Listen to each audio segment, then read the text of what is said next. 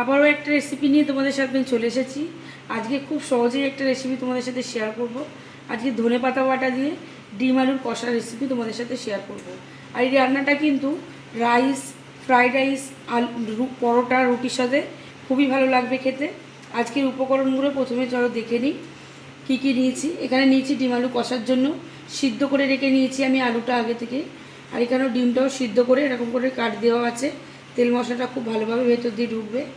এখানে নিয়েছি টক দই, পেঁয়াজ বাটা, কাঁচা লঙ্কা, নুন, বেশ কিছুটা পরিমাণে ধনেপাতা, এখানে নিয়েছি চিনি, আদা রসুন বাটা, এখানে নিয়েছি হলুদ গুঁড়ো, ধনের গুঁড়ো আর কাজু বাদাম।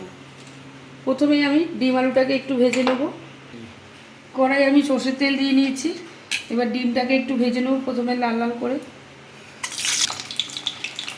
সামান্য একটুখানি নুন দিয়ে দিলাম, আর একটু হলুদ।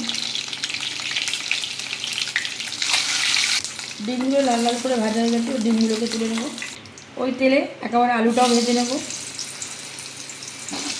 এখানে পরিমাণ মতন নুন দিয়ে দিচ্ছি, অল্প একটু হলুদ দিয়ে দিচ্ছি। নুন হলুদ দিয়ে ভালো করে আলুটাকে ভেজে নেব। এবার এখানে আমি এটা বেটে নেব।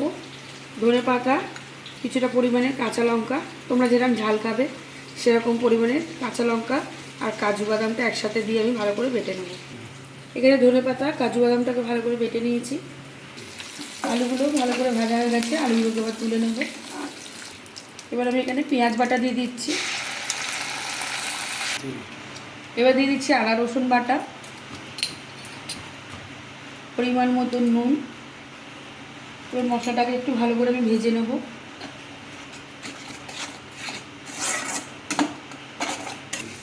মশলাটা ভালো করে ভাজা হয়ে গেছে।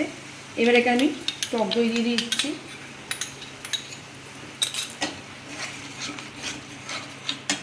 এবার দিয়ে দেবো পরিমাণ মতন চিনি,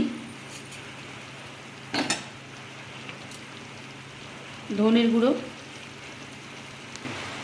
এবার দিয়ে দিচ্ছি হলুদ গুঁড়ো অল্প করে। দিয়ে মশলাটাকে বেশ কিছুক্ষণ ধরে কষিয়ে নেবো, যতক্ষণ না মশলা থেকে তেল ছাড়ছে। মশলাটা খুব ভালোভাবে কষানো হয়ে গেছে, মশলা থেকে তেলও ছেড়ে দিয়েছে।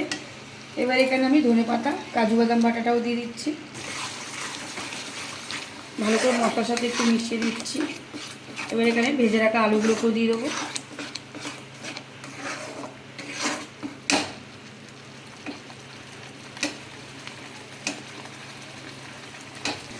এবার ডিম আর আলুটাকে মশলার সাথে একটু কষিয়ে নেব। ডিম আর আলুটাকেও মশলার সাথে ভালো করে কষানো হয়ে গেছে। এবার যেহেতু এটা একটু কষা কষা হবে, খুব সামান্য পরিমাণে অল্প একটু জল দিয়ে দেবো। এখানে জল দিয়ে দিয়েছি। এবার ভালো করে ফুটতে দেবো একটু।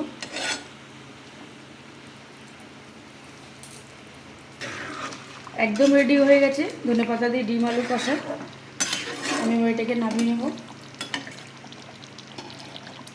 দারুণ একটা রেসিপি তোমাদের সাথে শেয়ার করলাম। তোমরা এই রেসিপিটা এরমভাবে বাড়িতে তৈরি করবে, তোমাদের কিন্তু খুবই ভালো লাগবে। আর এই রেসিপিটা রাইস, পোলাও কিংবা রুটি, পরোটার সাথেও অসাধারণ লাগবে। যদি আজকের রেসিপিটা ভালো লেগে থাকে তাহলে প্লিজ তোমরা একটা লাইক, কমেন্ট, শেয়ার। আর যে সকল বন্ধুরা এখনও পর্যন্ত আমার চ্যানেলটাকে সাবস্ক্রাইব করোনি, প্লিজ তাদের কাছে অনুরোধ রইল আমার চ্যানেলটাকে সাবস্ক্রাইব করে আমার পাশে থাকার জন্য।